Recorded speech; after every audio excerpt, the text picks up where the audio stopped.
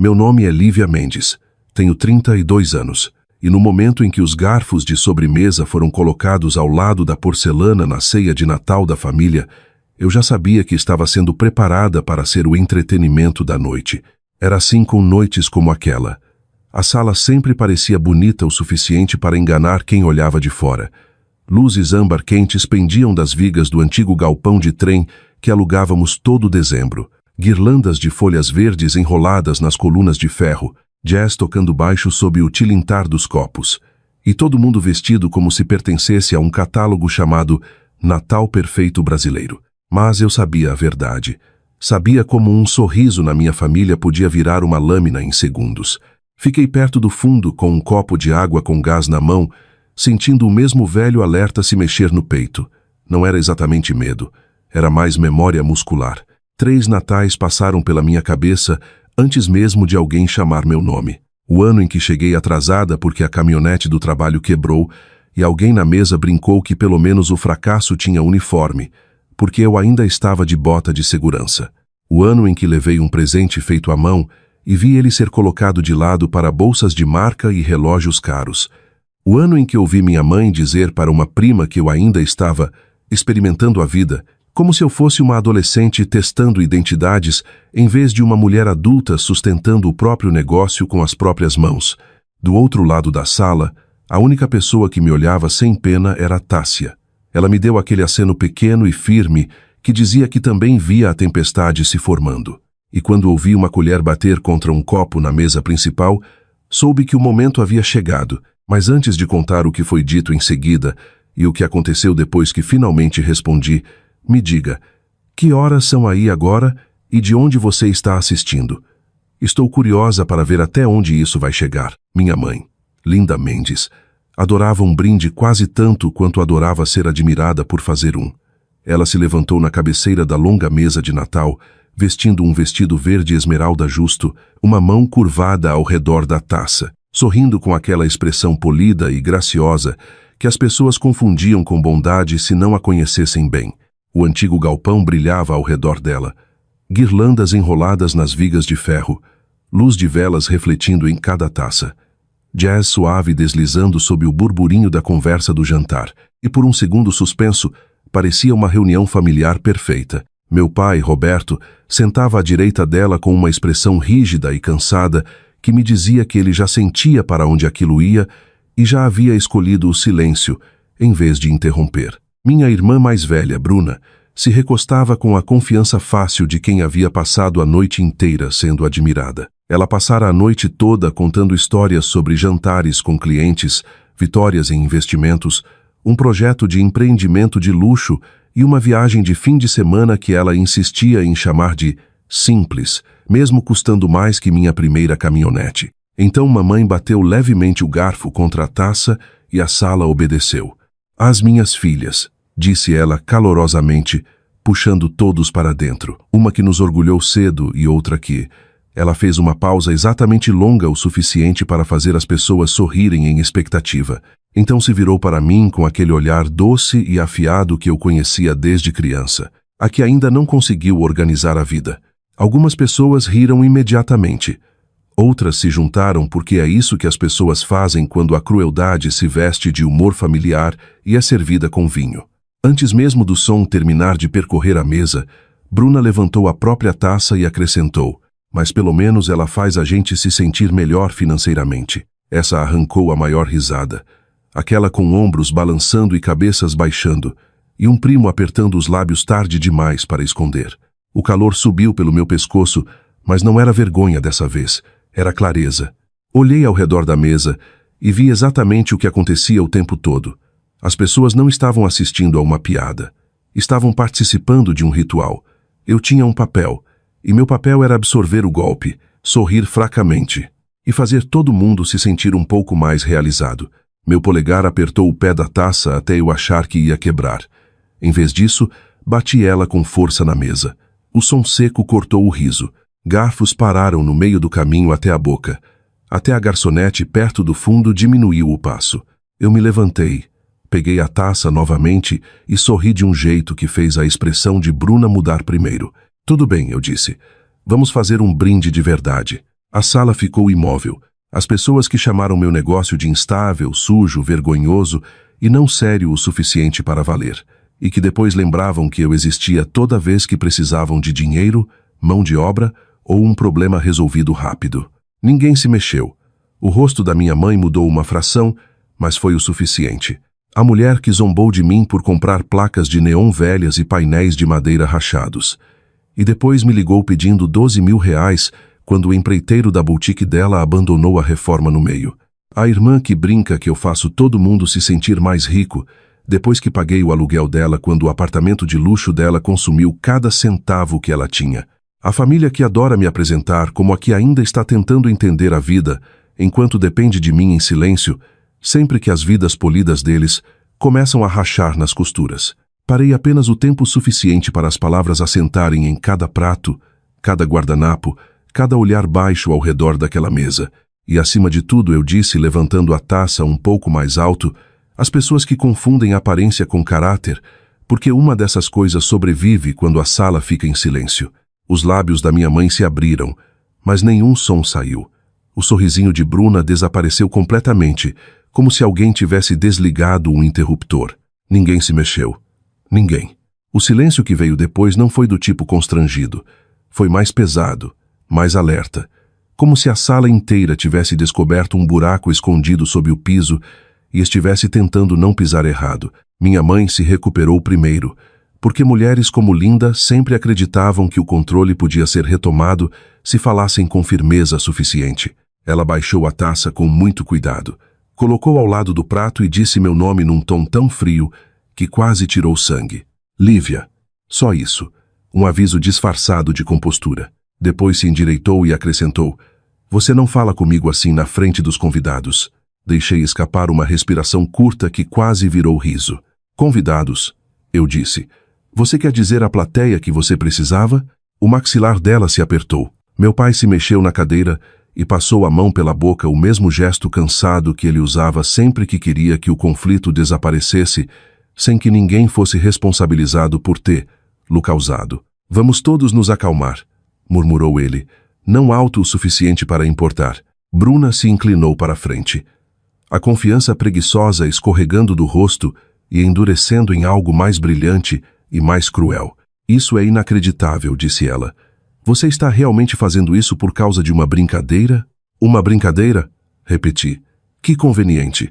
Enfiei a mão na bolsa e tirei o celular. Sem drama, sem truque, apenas com calma, porque eu já tinha passado anos demais sendo chamada de sensível, dramática ou confusa para não guardar registros. Quer que eu leia as datas das transferências? Perguntei. A cor de Bruna mudou primeiro. Os olhos da minha mãe se estreitaram. Não seja vulgar, disparou mamãe. Dinheiro entre família é privado. Não, eu disse. É privado quando há respeito mútuo.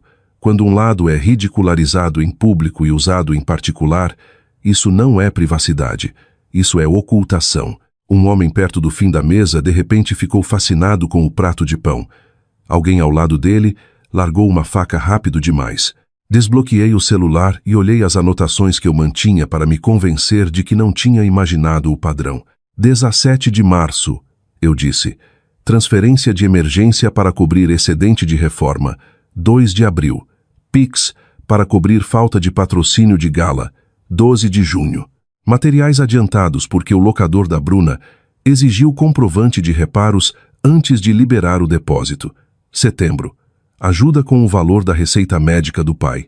Meu pai olhou para a mesa tão rápido que quase doeu ver.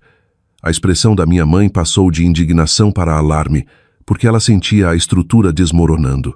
A história que eles construíram sobre mim só funcionava se ninguém comparasse com os fatos.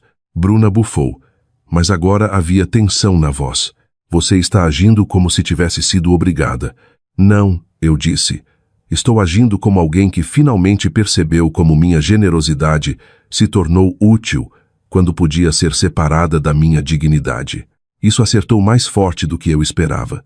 Talvez porque fosse a primeira frase da noite que soava menos como raiva e mais como diagnóstico. Então o momento ficou mais afiado quando Helena Mercer, uma das amigas mais antigas da minha mãe e uma das poucas mulheres na sala cuja aprovação Linda realmente valorizava, dobrou o guardanapo e olhou direto para ela. Ela não está inventando isso, linda, disse Helena com calma. A sala pareceu encolher. Minha mãe se virou para ela com incredulidade aberta. Como é?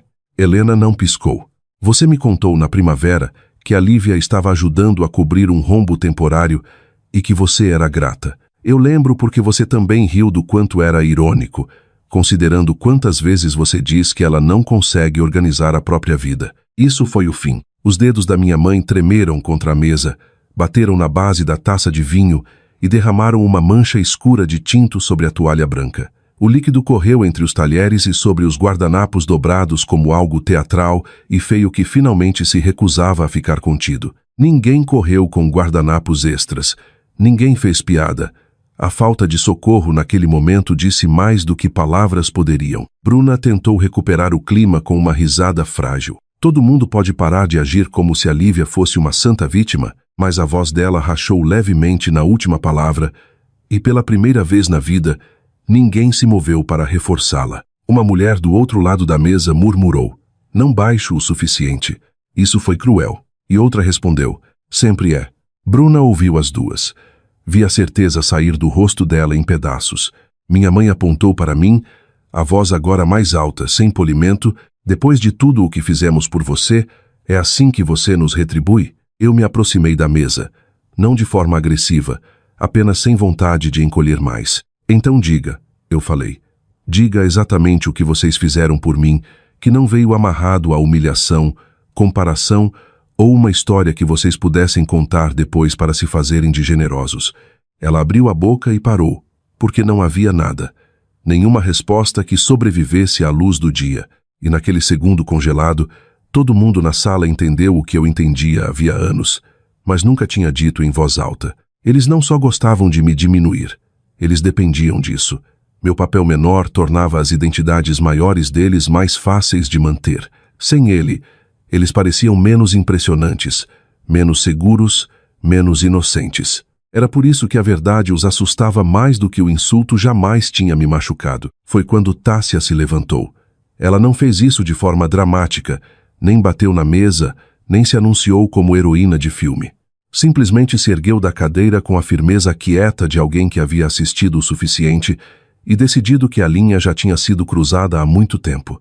Tássia me conhecia desde os 19 anos, quando eu fazia aulas na faculdade comunitária de dia e trabalhava à noite num escritório de ferro velho que cheirava a ferrugem, café e papelão molhado. Ela me vira chegar às aulas com tinta no cabelo, um corte nos nós dos dedos e o dinheiro exato contado para os livros, porque cada real já tinha um destino. Ela me vira construir um negócio a partir de peças de arquitetura descartadas, enquanto pessoas com sapatos mais limpos e mãos mais macias chamavam aquilo de fase. Mais importante, ela estivera perto o suficiente ao longo dos anos para saber quais histórias da família eram piadas e quais eram feridas usando um sorriso. "Ela está dizendo a verdade", disse Tássia, a voz clara e firme. Cabeças se viraram para ela imediatamente. E se ouvir isso deixa esta sala desconfortável, talvez seja porque muitos de vocês se acostumaram a ver acontecer e chamaram de normal. Minha mãe se virou tão rápido que a cadeira arranhou para trás. "Isso é um assunto de família", disparou ela. Tássia não se abalou. "Então sua família deveria ter resolvido isso antes." Essa acertou tão limpo que quase pude ouvir o eco. Bruna soltou uma risadinha debochada, mas agora soava defensiva em vez de divertida. "Você não conhece a história completa", disse ela. Tássia olhou direto para ela. "Eu sei o suficiente. Sei que a Lívia é a primeira pessoa que todo mundo aqui liga quando tem uma crise que ninguém quer que os outros saibam. E mesmo assim ela continua sendo a que vocês diminuem em público. Isso me conta que a história completa não é lisonjeira." Meu pai finalmente se levantou por completo, pressionando as duas palmas na mesa, como se o ato físico de se erguer pudesse restaurar a autoridade. "Chega", disse ele, mas a voz não tinha comando, só tensão. Ele queria silêncio, não verdade. Queria resolução sem exposição. Eu tinha passado metade da vida confundindo isso com decência. Não confundia mais. Olhei para ele e senti algo dentro de mim se encaixar no lugar. "Não", eu disse. "O que chega é isso acabar hoje." Minha mãe riu uma vez, mas agora estava rouca nas bordas. "Você está histérica." "Não", respondi. "Estou sendo precisa." Essa palavra acertou ela mais forte do que se eu tivesse gritado. Eu pude ver, porque precisão deixa menos espaço para negação. Coloquei a taça na mesa e olhei ao redor de toda a sala, certificando-me de que ninguém pudesse depois fingir que não tinha entendido. Então deixem-me ser precisa, eu disse. Eu não sou mais o alvo de piada da família. Não sou a filha que vocês ridicularizam para entreter uma sala. Não sou a carteira reserva que vocês ligam quando as aparências racham. Não sou a mão de obra de emergência, o empréstimo silencioso, a decepção útil. Minha voz nunca subiu, e talvez por isso cada palavra carregasse.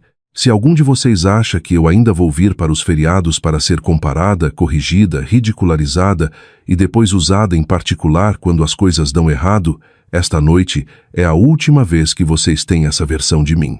Eu podia ver as pessoas absorvendo agora, não como um surto, mas como um limite com estrutura por baixo, sem mais concertos não pagos, sem mais pixes rápidos porque alguém precisa de discrição, sem mais apoio familiar que de alguma forma só viaja numa direção, e sem mais aparecer em salas onde o respeito é opcional. O rosto de Bruna ficou tenso. Então você está punindo todo mundo porque não aguenta uma brincadeira. Não, eu disse novamente. Estou retirando o acesso de pessoas que confundem minha paciência com permissão. Meu pai esfregou a mão na testa e disse: Lívia, por favor, não jogue sua família fora por causa de um jantar ruim. Eu me virei completamente para ele. Nunca foi um jantar. Foram anos. Hoje foi só a primeira vez que o roteiro não seguiu o caminho de vocês. A sala ficou presa naquela quietude, mas tinha mudado de forma. Antes, era o silêncio de pessoas esperando para ver se eu absorveria mais uma humilhação. Agora era o silêncio de pessoas percebendo que assistiam ao colapso de uma estrutura que provavelmente estava podre há muito tempo. Minha mãe ficou ali com o rosto pálido e furioso, mas sob a fúria havia algo que ela odiava sentir ainda mais. Exposição. Bruna cruzou os braços com força, mas havia um tremor inquieto nos olhos dela, porque sentia o que estava acontecendo socialmente em tempo real. As pessoas estavam recalculando. Não me viam mais como instável e sensível demais. Me viam como a única pessoa disposta a nomear o arranjo do qual todos os outros tinham se beneficiado. E uma vez que isso acontece numa sala, nada volta a ser como antes. Eu esperava gritos quando peguei meu casaco. Talvez lágrimas. Talvez um último ataque feito para me arrastar de volta à posição antiga, antes que eu chegasse à porta. Em vez disso, o que veio foi mais estranho, e à sua maneira mais satisfatório. A sala se fragmentou em pequenas formas reveladoras. Conversas recomeçaram em tons baixos e inquietos. Algumas pessoas de repente encontraram motivos para se levantar e se mover para outro lugar. Algumas evitavam olhar para minha mãe completamente. Outras olhavam direto demais, do jeito que as pessoas fazem quando uma suspeita privada acaba de ser confirmada em público. Coloquei um braço no casaco enquanto Tássia ficava ao meu lado, pronta, mas sem me sufocar. Foi então que minha tia Maria Aparecida se aproximou com um rosto que eu nunca tinha visto ela usar perto de mim antes. Vergonha. Lívia, disse ela baixinho, olhando uma vez por cima do ombro para a mesa. Eu deveria ter dito algo antes. Há muito tempo. Ela tocou meu antebraço de leve, como se soubesse que não tinha ganhado o perdão e não ia pedir mesmo assim. Eu apreciei isso mais do que se ela tivesse chorado. Um primo 2 anos mais novo que eu, alguém que geralmente me ignorava nas funções familiares, a menos que precisasse de ajuda para mudar móveis, se aproximou em seguida. Vi a página do seu estúdio online, disse ele sem jeito. Seu trabalho é incrível. Fez uma pausa. Desculpa. Foi breve, desajeitado e mais honesto do que qualquer coisa que eu tinha ouvido da minha família imediata a noite toda. Perto do cabideiro, uma das amigas de bridge da minha mãe murmurou para outra mulher. Essa menina tem mais classe do que eu teria. E embora as duas tentassem sussurrar, a frase viajou. Minha mãe ouviu. Eu soube pela forma como os ombros dela enrijeceram. O verdadeiro desmoronamento, porém, começou atrás de mim. Bruna sibilou. Você deixou isso sair do controle. E minha mãe retrucou. Foi você que abriu a boca. Isso quase me fez virar e sorrir. A aliança delas sempre dependeu de eu ficar mais baixa na hierarquia familiar que as duas. No minuto em que saí da posição, elas começaram a redistribuir a culpa como executivos em pânico depois de um escândalo. Meu pai disse algo baixo demais para eu ouvir, e minha mãe o cortou com rispidez. Mesmo sem ouvir as palavras, entendi o ritmo.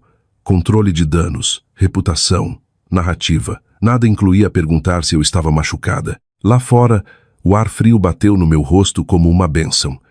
As paredes de tijolo do galpão ainda seguravam as últimas luzes de Natal e o estacionamento brilhava sob uma fina camada de gelo. Fiquei ali um segundo só respirando, as mãos ainda nas chaves, enquanto o barulho da festa se transformava num latejar abafado atrás da porta. Tássia desceu os degraus um momento depois e ficou ao meu lado em silêncio, sem me apressar para comentar. Finalmente perguntou: "Quer saber o que eles estão dizendo aí dentro?" Balancei a cabeça. Não o suficiente para prestar atenção de graça. Isso arrancou uma risada de nós duas, e eu precisava mais do que imaginava. Dirigimos até um café aberto até tarde no bairro da Vila Madalena, onde as janelas estavam embaçadas pelo frio e a máquina de expresso soava como um pequeno motor tentando se manter vivo. Enrolei as duas mãos ao redor de uma caneca de café preto, mesmo sem ter certeza se queria café. Só precisava de algo quente e sólido para segurar. Meu celular começou a acender antes mesmo de nos sentarmos. Primeiro minha mãe, depois Bruna, depois meu pai, depois o grupo da família, de repente ativo com as mesmas pessoas que tinham assistido em silêncio uma hora antes. As mensagens vieram exatamente na ordem que eu deveria ter previsto. "Como você pôde envergonhar sua mãe assim? Você exagerou. Isso deveria ter ficado privado. Família ajuda família." Bruna mandou uma mais longa dizendo que eu estava reescrevendo a história porque era insegura com o rumo que minha vida tinha tomado. Fiquei olhando para aquela mensagem até começar a rir. Não porque fosse engraçado, mas porque algo nela era tão absurdo que finalmente quebrou o último pedaço da minha culpa, o rumo que minha vida tinha tomado.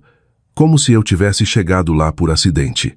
Como se o negócio que construí com minhas mãos, a folha de pagamento que cumpri, as dívidas que quitei, os clientes que conquistei, o espaço que abri numa cidade que respeita resultados mais que mitologia familiar, contassem menos só porque não fotografavam tão elegantemente quanto a versão de sucesso da Bruna. Tássia observou meu rosto e esperou. Ela sempre esperava tempo suficiente para a coisa mais verdadeira sair, e eventualmente saiu. "Acho que a pior parte", eu disse, olhando para a superfície escura do café, "é que eu ajudei eles porque achava que ser útil eventualmente viraria amor." A frase ficou entre nós. Eu não tinha planejado dizer. Talvez nem tivesse admitido completamente para mim mesma antes. Tássia esticou a mão para a caneca, depois colocou de volta sem tocar. "Lívia", disse ela gentilmente, "ser necessária não é a mesma coisa que ser valorizada." Olhei para ela e senti aquela verdade passar por mim mais devagar que a raiva, mas mais fundo. Explicava demais. Por que eu continuava dizendo sim depois dos insultos? Porque cada ligação de emergência da família parecia uma chance de conquistar um final diferente. Por que eu confundia acesso com afeto e obrigação com conexão? Eu tinha passado anos acreditando que se continuasse aparecendo com dinheiro, trabalho, paciência e silêncio, eventualmente alguém naquela família pararia de me apresentar como a que ainda está tentando entender a vida e começaria a me ver claramente. Mas sentada naquele café, com as janelas embaçadas e o celular vibrando inutilmente ao lado, finalmente entendi algo limpo e permanente. Eles nunca tinham entendido mal meu valor. Eles simplesmente tinham se beneficiado da minha dúvida sobre ele. E uma vez que isso se encaixou, sair daquela sala não pareceu mais perder a família. Pareceu recusar um papel que vinha me drenando havia anos. Os meses depois daquele jantar não foram fáceis, mas foram limpos. Essa era a diferença. Dor sem confusão. Bloqueei Bruna depois que ela me mandou uma planilha explicando por que eu não deveria ter caracterizado publicamente o apoio temporário entre familiares. Quase admirei a audácia de colocar exploração emocional em colunas. Minha mãe deixou 2 áudios que mudavam no meio do caminho de fúria justa para teatro ferido suave, mas nenhum incluía um pedido de desculpas. Então deletei os 2. Meu pai ligou 2 vezes e disse versões da mesma coisa. "Sua mãe está magoada. A Bruna está envergonhada. Você não pode ser a pessoa maior?" Eu disse a ele que tinha sido a pessoa maior por 20 anos e isso estava me deixando pequena. Depois voltei para o trabalho. Meu negócio, Estúdio de Restauro Lívia Mendes, tinha começado como uma unidade de depósito alugada e uma mesa dobrável. Em janeiro, assinei o contrato de um galpão convertido com paredes originais de tijolo, portas de carga e espaço suficiente para montar tanto a oficina de restauração quanto uma pequena sala de exposição. Coloquei tudo ali. Passava as manhãs tirando tinta de placas de hotel centenárias, as tardes negociando com donos de bares e desenvolvedores de boutiques, as noites fotografando peças restauradas para a loja online. Minha equipe cresceu de 3 para 9 pessoas. Uma revista local fez uma matéria chamando meu trabalho de Nostalgia Industrial com Alma, que era pretensioso o suficiente para fazer Tássia bufar e útil o suficiente para triplicar as consultas que chegavam. Pela primeira vez na vida, as pessoas não me perguntavam o que eu fazia com aquele sorrisinho que realmente significava "Quando você vai levar a sério?". Elas perguntavam quanto tempo era a lista de espera, e ainda assim, o trabalho mais profundo não era o negócio, era eu. Uma noite, cercada por lonas e luminárias de latão, admiti algo que nunca tinha me permitido dizer antes. Eu não tinha ficado só com raiva da minha família. Tinha ficado com raiva de mim mesma por deixar eles me treinarem a acreditar que resistência era virtude, que aceitar humilhação em silêncio me tornava nobre, que o amor tinha que ser conquistado em parcelas. Uma vez que vi isso, mudei mais que minha lista de contatos. Mudei minhas regras. Sem mão de obra não paga, sem empréstimos de emergência sem contrato, sem comparecer a eventos onde eu era tolerada em vez de respeitada. Quando a primavera chegou, planejei minha primeira casa aberta pública para o galpão. Não só um evento de vendas, uma declaração. Tássia ajudou com a lista de convidados, iluminação e divulgação para a imprensa. Em certo momento, perguntou se eu ia mandar convites para meus pais. Balancei a cabeça e continuei colando etiquetas nas caixas. Sem convites privados, eu disse. Se quiserem vir, podem vir como todo mundo, pela porta da frente, sem direito adquirido. Ela sorriu, maldosa. Saúde, corrigi. Na semana antes do evento, postei o anúncio online com uma frase que me fez olhar para a tela por 1 minuto inteiro antes de publicar. Casa aberta para quem respeita ofício, garra e segundas chances. De alguma forma aquela frase se espalhou. Um apresentador de rádio mencionou. A seção de estilo de vida do jornal pediu fotos. 2 designers de hotel de São Paulo confirmaram presença. E na manhã do evento, enquanto a luz do sol entrava pelas janelas do galpão e pegava a poeira flutuante como ouro, percebi que tudo o que eles tinham ridicularizado em mim tinha se tornado arquitetura, disciplina, gosto, persistência, coragem. Eu não tinha organizado minha vida pelos padrões deles. Tinha construído uma que tornava os padrões deles irrelevantes. Às 18, o galpão estava cheio. Música rolava sob as conversas. Lâmpadas de filamento antigas brilhavam acima de letras de marquise restauradas, e cada canto da sala carregava alguma versão da minha história, sem nomear, lá diretamente. Uma placa de igreja de 1911 recuperada da podridão da água, uma campainha de mesa de hotel de latão polida do preto ao dourado mel, um conjunto de espelhos salvos reemoldurados em carvalho envelhecido, e no centro da parede principal, pendia a peça que já tinha atraído uma pequena multidão antes mesmo das palavras oficiais começarem. Eu a chamei de barulho herdado. Era feita de espelhos antigos rachados, peças de prata de servir oxidada e placas salvas sobrepostas numa grande instalação. Levemente gravadas nas superfícies espelhadas estavam frases que as pessoas tinham usado para me diminuir ao longo dos anos. Rústica demais, tarde demais, bagunçada demais, pouco feminina, instável, vergonhosa. Mas no centro, em folha de ouro restaurada à mão, corria a frase que tinha se tornado minha resposta para tudo aquilo. O valor não é decidido pelas pessoas que se beneficiam da sua dúvida. Toda vez que alguém se aproximava, via as palavras antigas e o próprio reflexo no mesmo quadro. Foi a primeira coisa que o repórter fotografou. Também foi a primeira coisa que minha mãe viu quando entrou. Notei ela antes de ela me notar. Linda chegou de lã creme e pérolas, tentando parecer que pertencia ali por convite em vez de curiosidade. Bruna veio ao lado dela num casaco camelo e saltos caros completamente errados para o piso de galpão. Meu pai vinha atrás, já parecendo exausto. Eles tinham visto a matéria online naquela tarde. Claro que tinham. O sucesso tem um jeito de fazer as pessoas lembrarem seu número. A multidão se abriu o suficiente para eu ver o segundo exato em que o reconhecimento bateu no rosto da minha mãe. Aquilo não era um hobby. Não era Lívia brincando com sucata num barracão. Era um negócio, uma marca, uma sala cheia de compradores, imprensa e pessoas que usavam palavras como visionária e fundadora, sem ironia. A expressão de Bruna fez algo que eu nunca tinha visto antes. Não endureceu, tremeluziu. Inveja primeiro, depois incredulidade, depois algo mais frágil, perda talvez, porque pela primeira vez eu estava de pé num mundo do qual ela não podia me narrar para fora. Um desenvolvedor de hotel apertou minha mão na frente deles e disse que queria uma instalação personalizada de 6 dígitos para um novo empreendimento em Campos do Jordão. O repórter perguntou se Barulho Herdado era autobiográfica, e eu disse, só na medida em que toda restauração é autobiográfica. Você aprende o que pode ser limpo, o que deve ser consertado e o que nunca deve ser colocado de volta como estava. As pessoas realmente anotaram isso. Minha mãe ficou congelada. Bruna tentou sorrir e falhou no meio do caminho. Então Linda se aproximou da instalação, encarou as frases gravadas e ficou pálida o suficiente para eu achar por um segundo que ela ia sentar na caixa mais próxima. Lívia, disse ela baixinho, isso é impressionante.